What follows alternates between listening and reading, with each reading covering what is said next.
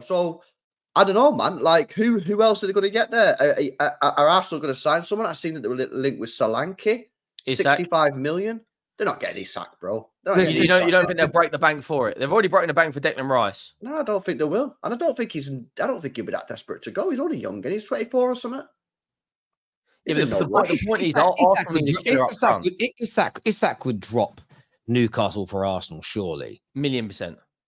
I don't think he would. Not this summer. I'm checking now. He's 24. He's 25 in September. I don't think he's in any rush at all to make a move. I don't think he'd go this year.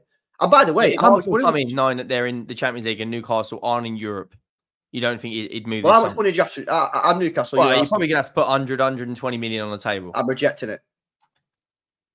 Yeah, well, if you were Isak, you'd reject that. No, if I'm Newcastle, I reject. Oh, sorry. What? 120 million pounds? I think I don't look at that as a Newcastle and go. You got to understand, bro. Isak's what, top 5 strikers in the world? Yeah, but then if he's 120 million, what's Haaland worth? Well, 200 million? Yeah, something like that. Yeah, probably. I'm not accepting 120 if I'm Newcastle. I certainly wouldn't be like, yeah, defo accepts it. So I don't think any Newcastle fan looks at 120 million and goes, oh, you know what, we need to cash in there. I don't think that's like a mad deal, personally. I don't, because you're not getting anyone as good as Isak, bro. Newcastle are a club on the up. They want to be retaining the best players. And by the way, if they do have to sell someone, they should sell Bruno, because Bruno, in my opinion, will be easier to replace than someone Isak. Goal scorers, massively underrated these days. So I don't think they'd get rid of him. I don't think he's that desperate. Maybe next year. He's 25 going on 26. If Newcastle's still not in the Champions League, maybe he'll look at it and go, I need to make a move. I want to be winning stuff. I want to be playing Champions League. Maybe, but it's not. I think he'll give him another year. And again, I don't think Newcastle will be desperate to sell for 120 million, personally. What do you think if he does? Like, Arsenal are the team that obviously want a striker a lot more than you lot. But what of Newcastle? Like, what's the fee for you that they go, right, okay, we'll accept it? 140 million? Bro, for me, it's like, right, you got to accept that you're not going to get a striker as good as Isak, right? And I'm looking at it going, I need to be able to take this money and massively improve my team. So I'm looking at that 150, bro. Well, and then if you had the 150 million, you could get an Elise, you could get another forward. Yeah, exactly. I could go get Elise. I could go get... I have to replace a striker. Yeah, so I've got to go and get a decent striker. Who I get, again, I don't know. That's a difficult decision. I've got to go and get a striker. That's going to cost you, what, 50, 60 million for an half-decent one. Elise, that costs you, you're up to 120. So you've only got 30 million left anyway. This is what I mean. Like, the money doesn't stretch far enough these days, man.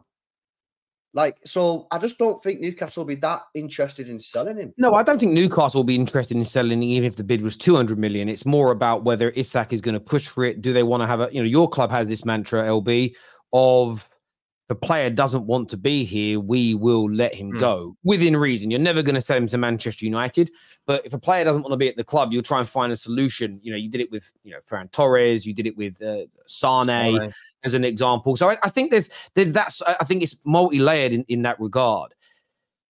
One of the interesting stories today in relation to Arsenal, as we sort of segued into it here from Sam Dean, says that Benjamin Sisko's decision to remain at Leipzig does not necessarily mean that Arsenal will switch their attention to another centre forward.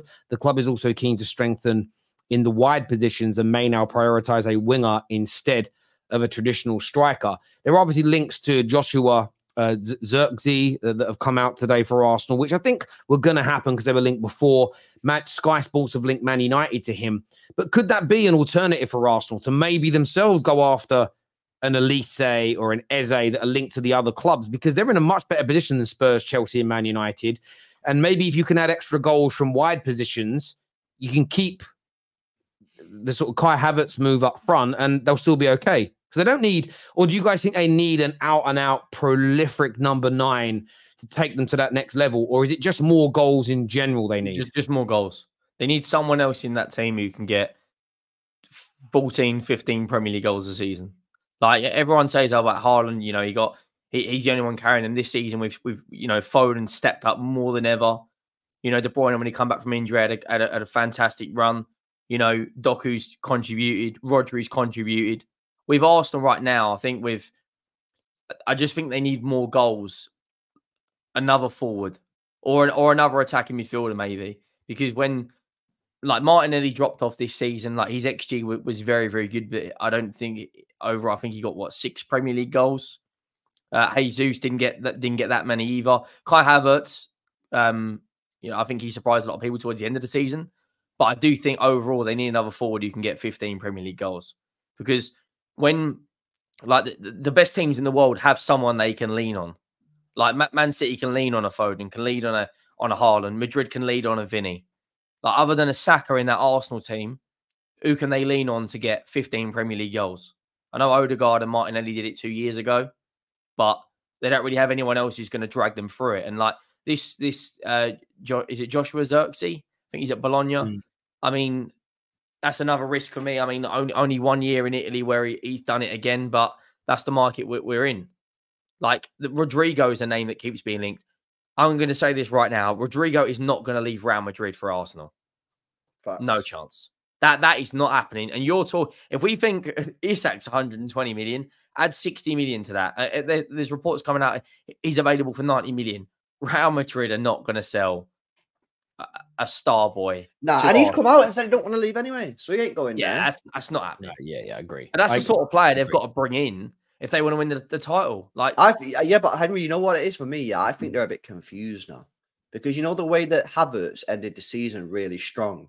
I think that's kind of like screwed him, because I don't think they know, should we stick with Havertz or should we go and get like a killer? You know, because like in January time last season or like February time, pretty much everyone, even Arsenal fans, were like, yeah, we need a big striker next summer. We need a Tony. We need someone to lead the line. Now, look how the conversations change. We don't even know what we're looking at here. Are we dropping Havertz? Because, by the way, all Arsenal fans are telling me that he can't play in the midfield.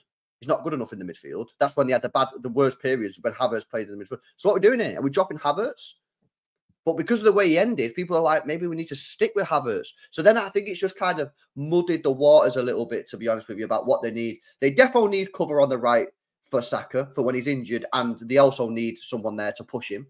Yeah, because I think last year he could have been better a lot.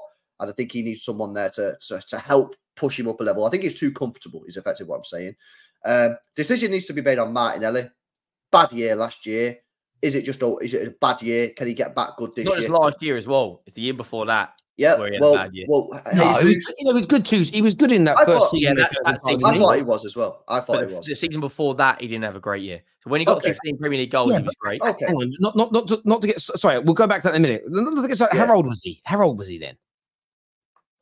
3 years ago. The age is irrelevant. If you're good enough, you're good enough. I don't know. When you're 19, we can't be judging people on consistency at 19, can we? No, I'm not judging him on consistency. I'm saying like overall that season he wasn't that great. Then he was consistent for the next season, and then like I don't think Martinelli was actually that bad last season. Like in terms of his output, he was, but he had quite a few good performances.